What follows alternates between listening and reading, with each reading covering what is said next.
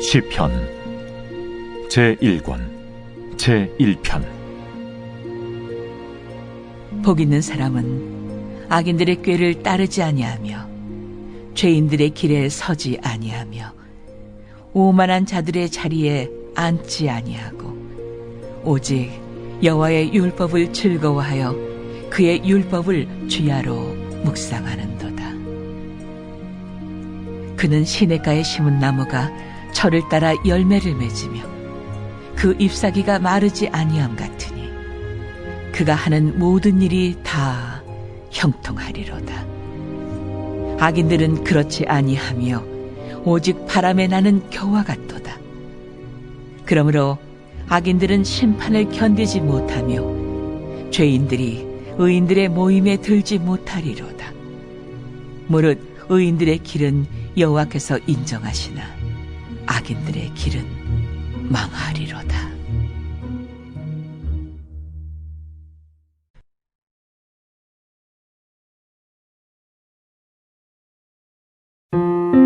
지극히 높은 주님의 낮이 성소로 들어갑니다. 세상의 신을 벗고서 주 보좌 앞에 엎드리리. 내 주를 향한 사랑과 그 신뢰가 사그러져 갈 때 하늘로부터 이곳에 장막이 덮이네. 이곳을 덮으소서. 이곳을 비추소서. 내 안에 무너졌던 모든 소망 다 회복하리니. 이곳을 지나소서. 이곳을 만지소서. 내 안에 죽어가는 모든 예배 다 살아나리라.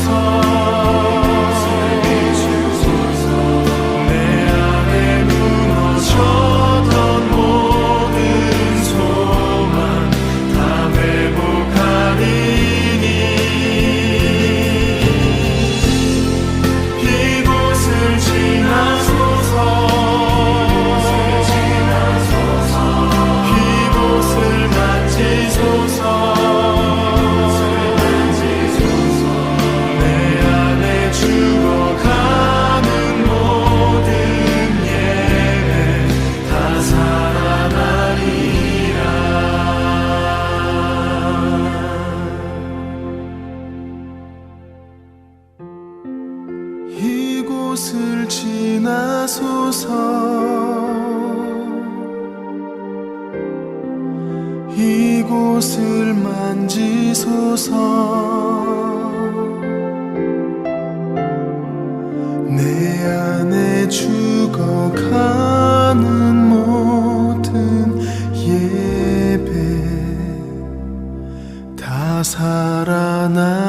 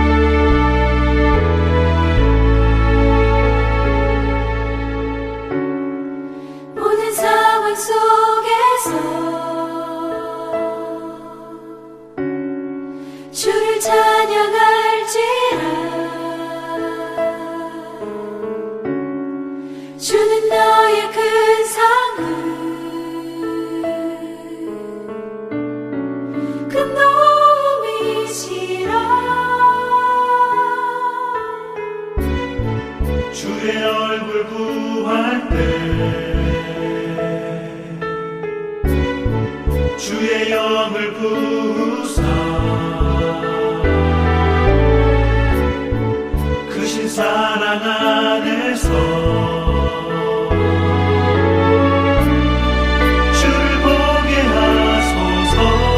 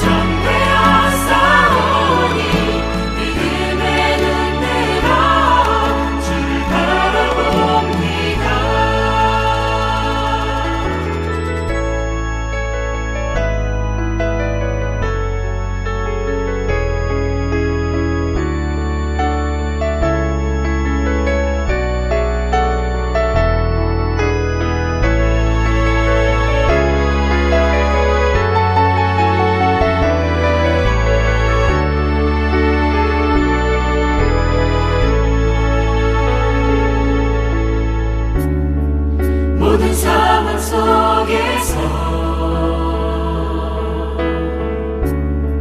주를 찬양할지라. 주는 너의 큰 성은 큰 도움이시라.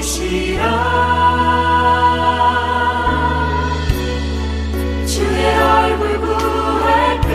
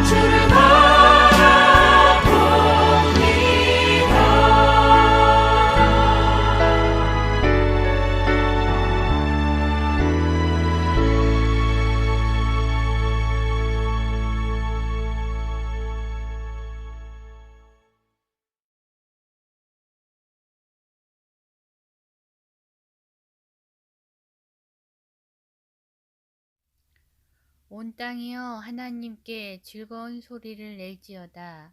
그의 이름의 영광을 찬양하고 영화롭게 찬송할지어다.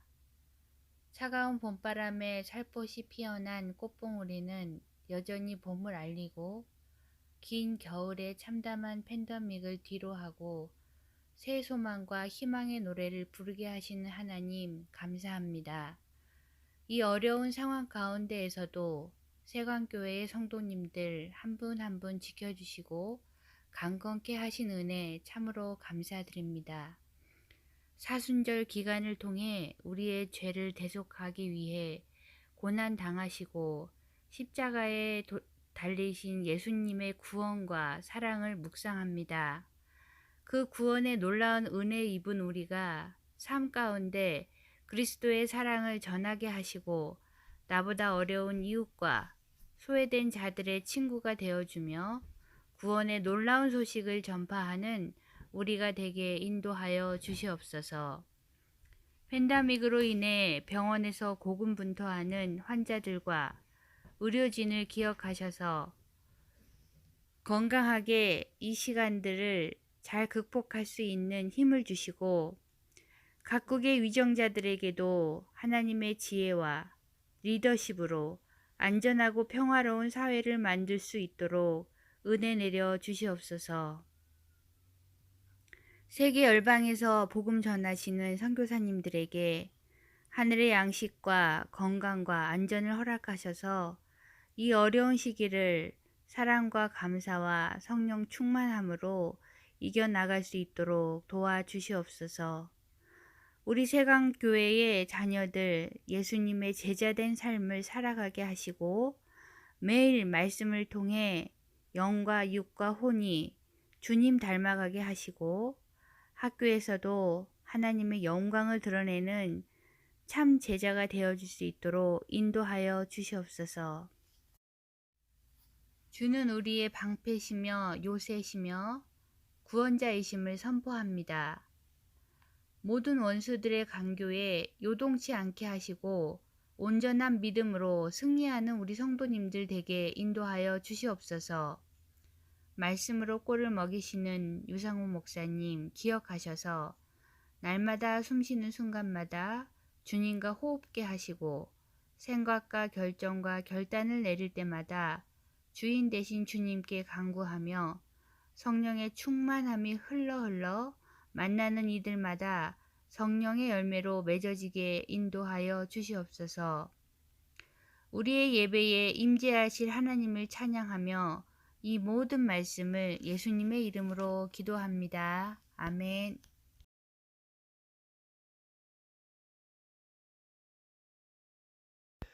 이틀 후에 예수님께서는 그곳을 떠나 갈릴리로 가셨습니다. 전에 예수님께서는 예언자가 자기 고향에서는 존경을 받지 못한다고 직접 말씀하신 적이 있습니다. 예수님께서 갈릴리에 도착했을 때 그곳 사람들은 예수님을 환영했습니다. 왜냐하면 그 사람들은 유월절에 예루살렘에서 예수님께서 하신 모든 일들을 보았으며 또한 자신들도 유월절에 그곳에 있었기 때문입니다. 예수님께서는 갈릴리 가나를 또 방문하셨습니다. 이곳은 예수님께서 물로 포도주를 만드셨던 곳입니다. 이곳에는 높은 지위를 가진 왕의 신하 한 사람이 살고 있었습니다. 그 신하의 아들은 병에 걸려 가버나움에 있었습니다. 왕의 신하는 예수님께서 유대 지방에서 갈릴리로 오셨다는 소식을 듣고 예수님께 찾아가 가버나움으로 오셔서 자기 아들을 낫게 해달라고 간청하였습니다. 그 신하의 아들은 거의 죽기 직전에 있었습니다. 예수님께서 왕의 신하에게 말씀하셨습니다. 너희는 표적과 기이한 것들을 보지 않으면 전혀 믿으려 하지 않는다. 그 신하가 말했습니다. 선생님, 제 아들이 죽기 전에 가버나움으로 오십시오. 예수님께서 대답하셨습니다. 가시오. 당신 아들은 살 것이요. 그 사람은 예수님께서 자기에게 하신 말씀을 믿고 집으로 갔습니다. 그 사람은 집으로 가는 도중에 자기의 하인들을 만나 자기 아들이 살아났다는 소식을 들었습니다. 왕의 신하가 자기 아들이 낫게 된 때를 묻자 하인들은 어제 오후 1시 무렵부터 열이 떨어졌습니다. 라고 대답했습니다. 아이 아버지는 그때가 바로 예수님께서 당신 아들은 살 것이요 라고 말씀하신 그 시각과 정확히 일치한 것을 알고 자기와 그 집의 모든 사람이 예수님을 믿었습니다. 이것은 예수님께서 유대에서 갈릴리로 오신 후 행하신 두 번째 표적이었습니다. 할렐루야. 우리 좌우 옆 사람 바라보면서 이렇게 인사했으면 좋겠습니다. 사랑하고 축복합니다. 사랑하고 축복합니다. 아멘. 예수님은 사마리아의 수가에서 이틀 동안 복음을 전하시고 다시 갈릴리로 가셨습니다. 이 가나는 예수님이 어머니 마리아의 부탁으로 물로 포도주를 만들었던 곳이죠. 그런데 재미있는 것은 44절 말씀인데요. 앞뒤에 특별하게 연결되지 않는 것 같은 문장이 삽입되어 있는 것을 우리는 볼 수 있습니다. 44절 말씀을 보면 전에 예수님께서는 예언자가 자기 고향에서는 존경을 받지 못한다고 직접 말씀하신 적이 있습니다고 기록되어 있습니다. 요한은 왜 앞에 사마리아의 수가성 여인의 이야기와도 연관이 없고 뒤에 나오는 아들의 병낫기를 간청하는 왕의 신하의 이야기와도 크게 연관이 없는 이 문구를 삽입하였을까요? 실제적으로도 예수님은 예수님의 고향인 나사렛에서는 거의 다니지 않고 사역을 하지 않으셨는데요. 그 이유는 나사렛 사람들은 예수님께서 복음을 전하는 그 사역에 별로 반기지 않았기 때문일 것입니다. 마태복음 13장에서 마태는 이 사실을 자세히 기록하고 있는데요. 13장 53절부터 58절의 말씀을 보면 마태는 기록하기를 예수님께서 고향에 가셔서 유대인의 회당에서 사람들을 가르치셨습니다. 사람들은 놀라서 말했습니다. 이 사람이 이러한 지혜와 기적을 베푸는 힘을 어디서 얻었을까? 이 사람은 목수의 아들이 아니냐? 그의 어머니는 마리아이고 동생들은 야고보, 요셉, 시몬 그리고 유다가 아니냐? 그리고 그의 누이들도 우리와 함께 있지 않는가? 그런데 이 사람이 이런 모든 것들을 어디서 터득했을까? 그들은 예수님을 믿으려고 하지 않았습니다. 예수님께서 그들에게 말씀하셨습니다. 예언자는 자기 고향이나 자기 집에서는 존경을 받지 못하나 거기 외에는 어디서나 존경을 받는다. 사람들이 믿지 않았기 때문에 예수님께서는 그곳에서 기적을 많이 베풀지 않으셨습니다. 아멘. 그런데 45절 말씀을 보니 갈릴리 사람들은 이와는 다르게 예수님을 환영했다고 기록하고 있습니다. 예수님의 고향 사람들은 예수님을 배척했는데 갈릴리 사람들은 예수님을 환영했다는 것은 우리로 하여금 많은 것을 생각하게 합니다. 그렇다면 왜 나사렛 사람들은 갈릴리 사람들과는 다르게 예수님을 인정하지 않고 예수님의 전하시는 복음을 배척할 수밖에 없었을까요? 아마도 나사렛 사람들은 마태의 표현처럼 예수님의 어릴 적 모습부터 자라나는 모든 모습을 보았기 때문에 예수님을 내가 예수에 대하여 다 알고 있는데 이 사람이 무슨 선생이며 선지자가 될 수 있겠는가 라고 생각하였을 것입니다.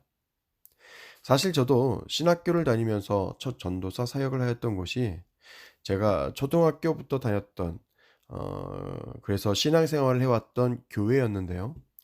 그곳에서 사역하는 것이 그렇게 쉽지 않았던 것이 기억납니다.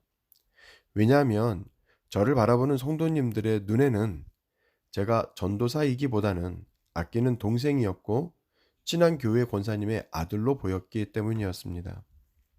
이처럼 많은 경우 우리는 전하는 사람의 말하는 그 내용에 초점을 맞추기보다는 전하는 사람의 외형에 초점이 맞춰져서 주옥 같은 진리를 듣지 못하고 깨닫지 못하는 어리석은 행동을 할 때가 많이 있습니다. 나사렛 사람들이 예수님을 배척하여 복음을 얻지 못하고 그 은혜를 누리지 못하였던 것처럼 말입니다. 그러나 오늘 말씀을 보니 갈릴리 사람들은 달랐습니다. 그들은 유월절에 예루살렘에서부터 예수님을 보았고 그 예수님이 전하는 말씀에 관심이 있었습니다. 그래서 예루살렘에서 보고 또 소문으로 들었던 그 예수님이 갈릴리에 오셨다는 소식을 듣자 예수님을 환영하고 또 예수님 앞으로 많은 사람들이 모였습니다. 이들은 예수님으로부터 나오는 그 생명의 말씀을 듣고 그 은혜를 누릴 수 있었던 것입니다. 사랑하는 성도 여러분, 우리의 관심이 어디에서 시작됩니까? 외형입니까? 아니면 내용입니까? 내 삶에 있어서 가장 가치 있는 것은 무엇입니까? 나의 겉모습입니까? 아니면 나의 내면의 모습입니까? 나의 안정감은 나의 드러나는 모습에서 시작됩니까? 아니면 나의 내면의 성숙함에서부터 시작됩니까?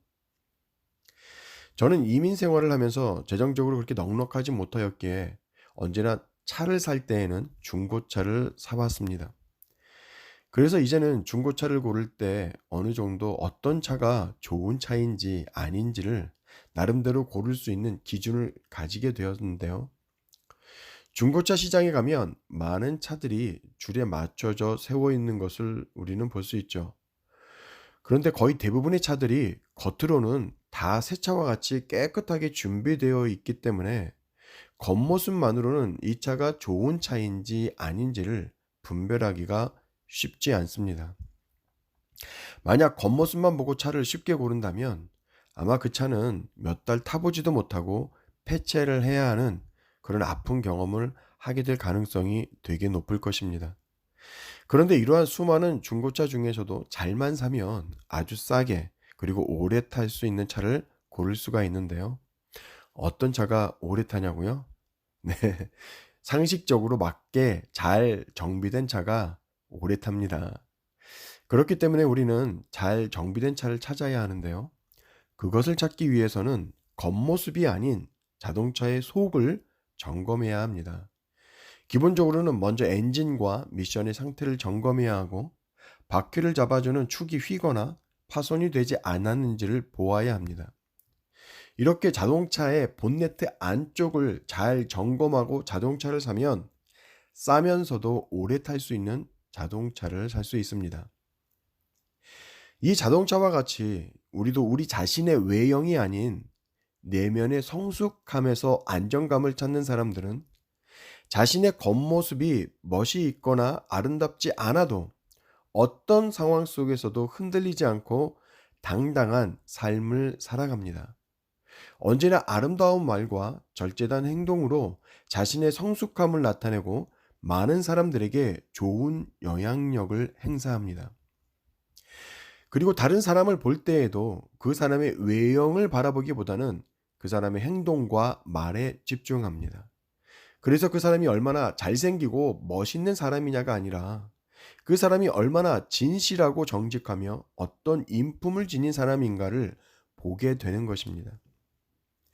이런 사람들이 오늘 본문에 나온 갈릴리 사람들처럼 하나님의 사람들을 만날 것이고 그로부터 생명의 말씀을 듣게 되는 축복을 누릴 것입니다.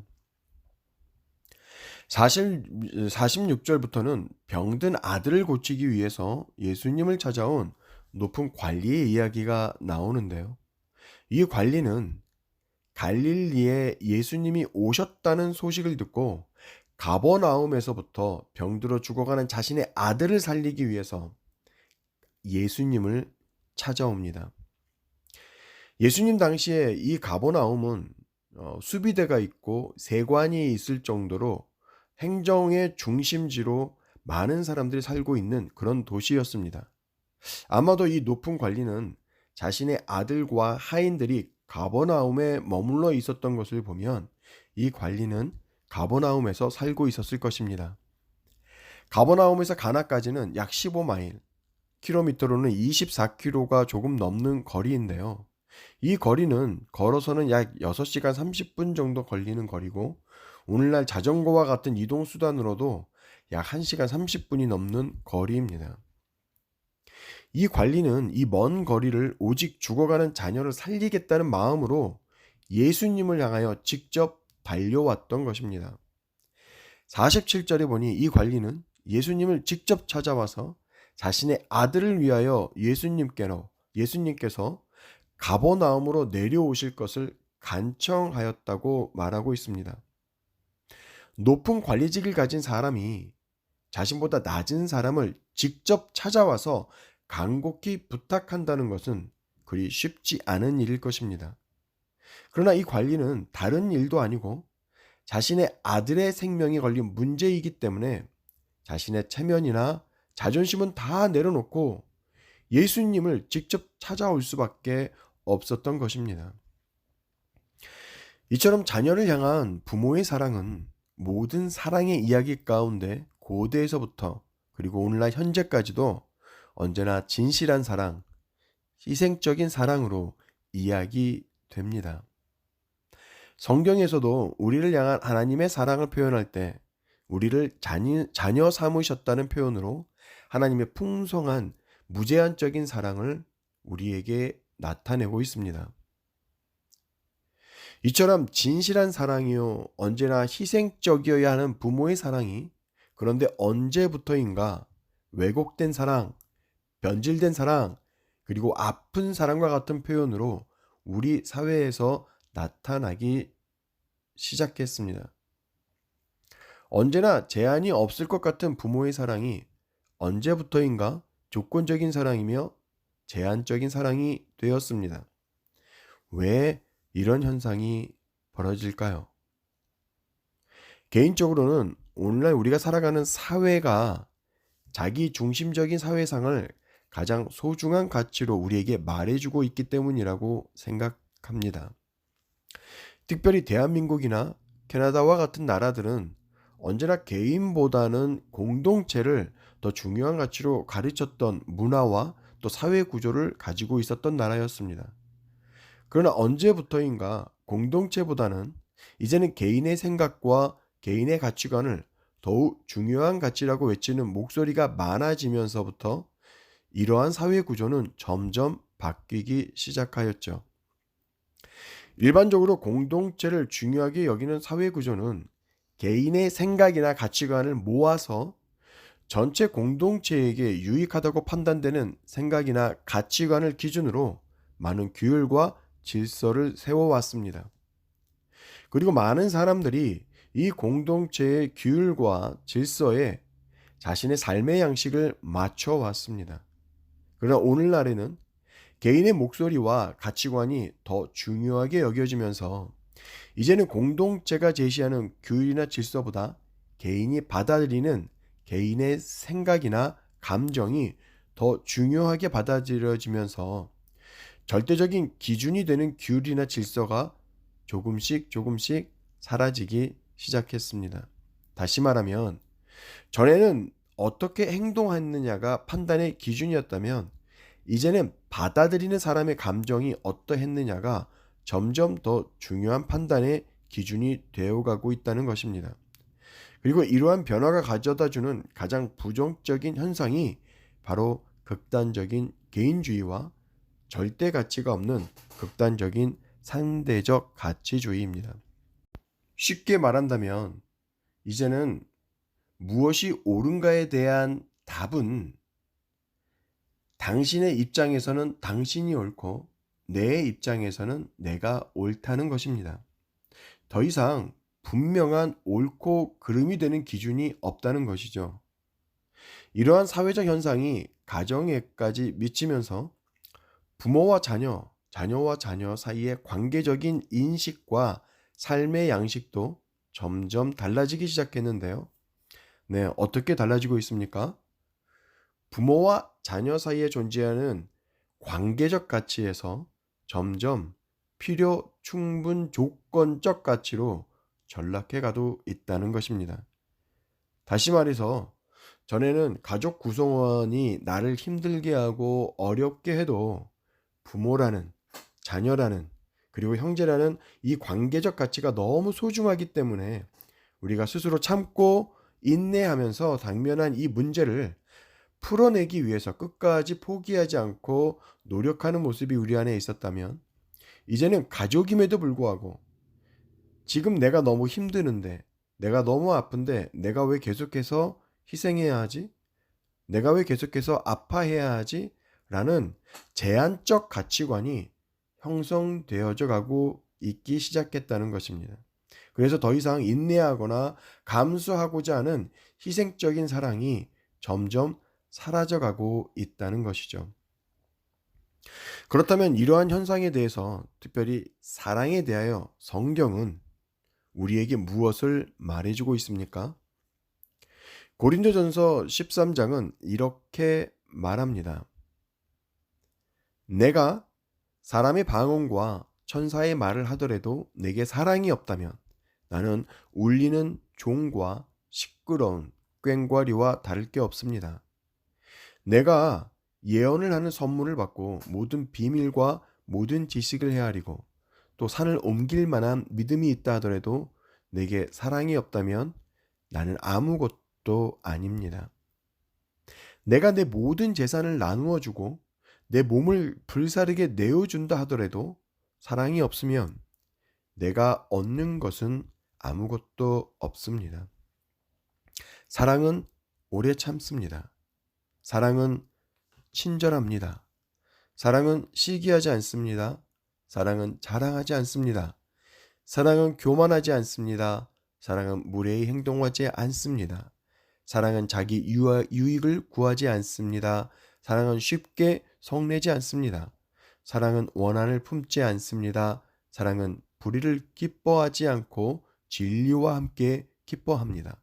사랑은 모든 것을 덮어주며 모든 것을 믿으며 모든 것을 소망하며 모든 것을 견뎌냅니다. 사랑은 영원합니다. 예언은 있다가 없고 방언도 있다가 그치며 지식도 있다가 사라질 것입니다. 우리가 지금은 부분적으로 알며 부분적으로 예언하지만 완전한 것이 오면 부분적인 것은 사라지게 될 것이기 때문입니다. 내가 어렸을 때는 말하는 것이 어린아이와 같고 생각하는 것이 어린아이와 같고 깨닫는 것이 어린아이와 같지만 어른이 되어서는 유치한 것들을 버렸습니다. 지금은 우리가 거울을 통해 보는 것 같이 희미하게 보지만 그때에는 얼굴과 얼굴을 마주 보듯이 보게 될 것입니다. 지금은 우리가 부분적으로 알지만 그때에는 하나님께서 나를 아신 것처럼 완전하게 알게 될 것입니다. 그런즉 믿음, 소망, 사랑 이 세 가지는 항상 있을 것인데 그 중에서 가장 위대한 것은 사랑입니다.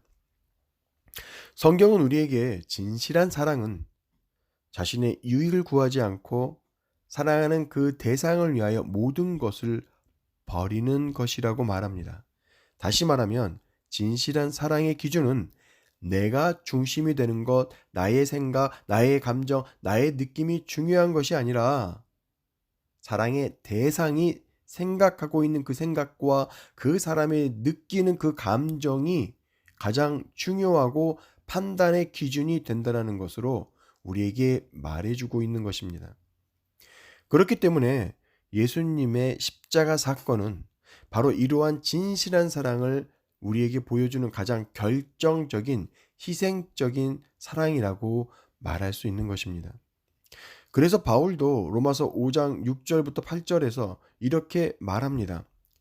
우리가 아직 연약할 때에 그리스도께서 경건하지 않은 사람들을 위해 죽으셨습니다. 악인을 위해서 죽는 사람은 거의 없습니다. 간혹 선한 사람을 위해 죽겠다고 나서는 사람이 있을런지 모르겠습니다. 그런데 그리스도께서는 우리가 아직 죄인이었을 때에 우리를 위해 죽으셨습니다. 이것으로써 하나님께서는 우리를 향한 그분의 사랑을 나타내셨습니다. 아멘. 사랑하는 성도 여러분, 오늘 예수님 앞으로 나아온 이 관리의 자녀를 향한 이 사랑이, 성경에서 말하고 있는 진실한 이 사랑이 저와 여러분의 사랑이 되어서 더 이상 우리의 사랑으로, 우리의 왜곡되고 변질되고 연약한 이 사랑으로 아파하거나 괴로워하는 사람이 없는, 주님이 주시는 평강이 넘쳐나는 그런 가정을 만들어 갈 수 있는 저와 여러분이 되시기를 주님의 이름으로 축원합니다. 자신의 아들을 살리기 위해서 이 높은 관리에게 필요한 것 중 하나가 아들을 향한 진실한 사랑이 있었다면, 두 번째로 필요한 것은 예수님을 향한 믿음이었습니다. 48절에 보면 이 관리의 요구에 예수님은 그의 요구를 들어주기에 앞서 이렇게 말씀하십니다. 너희는 표적과 기사를 보지 못하면 도무지 믿지 아니하리라. 무슨 의미입니까? 내가 표적과 기사가 없이도 믿을 수 있겠느냐는 것입니다. 그리고 이 관리의 계속된 요구에 예수님은 내 아들이 살았으니 돌아가라고 말씀하십니다. 그런데 재미있는 것은요, 이 관리가 예수님의 이 말씀을 그대로 믿고 돌아갔다는 것입니다. 이 관리는 예수님을 아들이 있는 곳까지 모시고 가기 위해 달려온 사람입니다. 직접 의사가 환자를 보고 치료해야 하듯이 그렇게 해야 한다고 생각하고 달려왔던 사람입니다. 그런데 예수님은 같이 가지도 않고 그 아들을 보지도 않고 이미 내 아들은 살았으니 그냥 가라고 말씀하십니다. 사랑하는 성도 여러분, 저와 여러분 같으면 어떻게 행동했겠습니까? 그냥 돌아갈 수 있겠습니까? 아들이 죽어가는데 그냥 돌아갈 수 있겠습니까? 그런데 이 관리는 그 말씀을 듣고 돌아갔습니다. 그것도 그냥 허탈하게 돌아간 것이 아니라 예수님의 말씀을 믿고 돌아갔다고 성경은 말합니다. 그리고 자신을 향하여 달려오는 하인들을 통해서 예수님 행하신 그 놀라운 소식을 들었습니다. 이 경험은 이 관리의 인생을 완전히 새롭게 바꾸어 놓았습니다. 자신만 예수님을 믿었던 것이 아니라 그의 온 가족이 예수님을 믿고 영접하게 되었던 것입니다. 사랑하는 성도 여러분, 이것이 믿음입니다. 믿음은 자신의 삶뿐 아니라 나와 함께하는 사람들의 모든 삶까지도 바꾸는 놀라운 능력이 있는 것입니다. 이 관리와 같은 우리를 통하여 생명이 흘러가는 놀라운 믿음 위에 우리의 삶을 살아가는 저와 여러분 모두가 되시기를 이 시간 주님의 이름으로 축원합니다. 다 같이 기도하겠습니다. 사랑의 하나님, 오늘 말씀을 통하여 한 아버지의 아들을 향한 그 놀라운 사랑을 우리로 보게 하여 주시니 감사합니다. 죽어가는 아들의 모습을 보면서 그 생명을 살리고자 6시간을 달려와 예수님께 간청하며 매달리는 이 아버지의 모습이 오늘을 살아가는 저희의 모습이 되게 하여 주시옵소서. 또한 죽어가는 영혼을 향한 아버지 하나님의 그 마음을 우리로 하여금 알게 하셔서 저희 또한 죽어가는 영혼을 향하여 우리의 제한 없는 그 사랑을 흘려보낼 수 있는 저희 모두가 되게 하여 주시옵소서. 예수님의 이름으로 기도합니다. 아멘.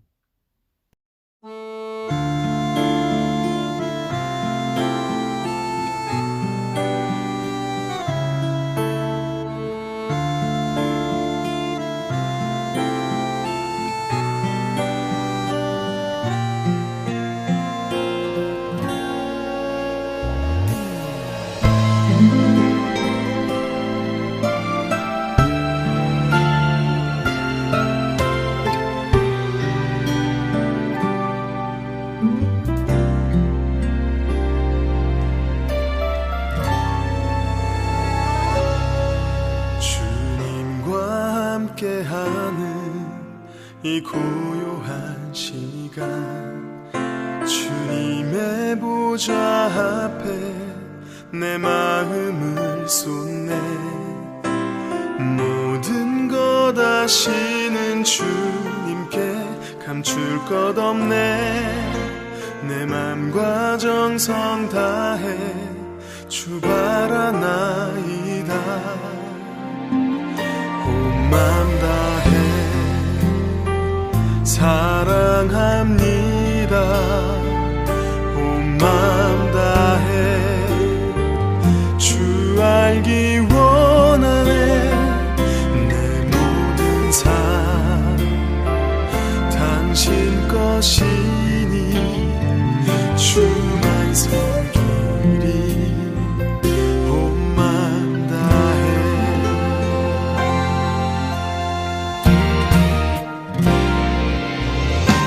나 염려하지 않아도 쓸 것 아시니 나 오직 주의 얼굴 구하게 하소서. 다 이해할 수 없을 때라도 감사하며 날마다 순종하며 주 따르오리다.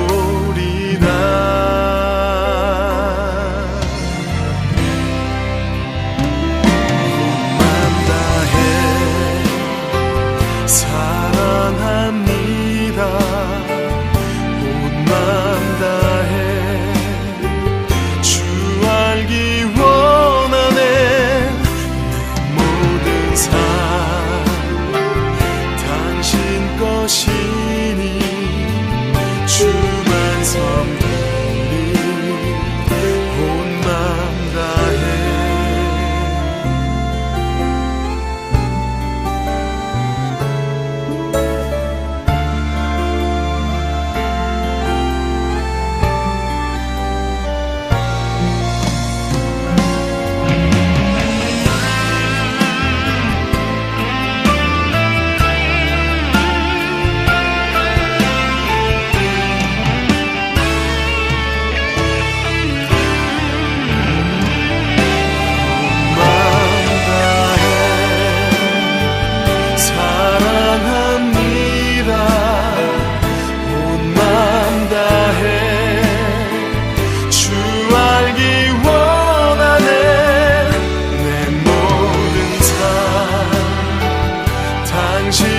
것이니 주만 섬기리. 온 맘 다해 온 맘 다해 사랑합니다. 온 맘 다해 주 알기 원하네. 내 모든 삶 당신 것이니 주만 섬기리. 온 맘 다해 온 맘 다해 사랑합니다. 온 맘 다해 주 알기 원하네. 내 모든 삶 당신 것이니 주만 섬기리. 온 맘 다해 주만 섬기리. 온 맘 다해.